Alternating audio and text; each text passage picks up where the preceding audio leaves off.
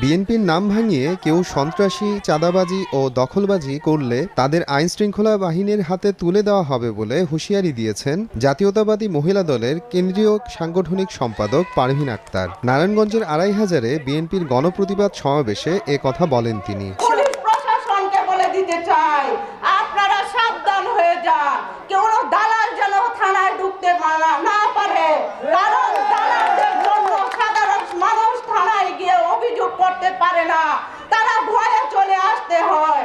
আমরা এমন প্রশাসন চাই যে প্রশাসন হবে জনগণের। দলের নাম ভাঙিয়ে কেউ যদি চাঁদা চায় তাকে ধরে বেঁধে প্রতিটা গাছের গোড়ায় গোড়ায় বেঁধে রাখবেন, সবাইকে তুলে দিবেন। ৩ দফা দাবিতে কয়েকটি জেলায় মানববন্ধন করেছেন বেসরকারি বিভিন্ন মাধ্যমিক বিদ্যালয় ও মাদ্রাসার শিক্ষকরা। একই বিশ্ববিদ্যালয় থেকে শিক্ষা গ্রহণ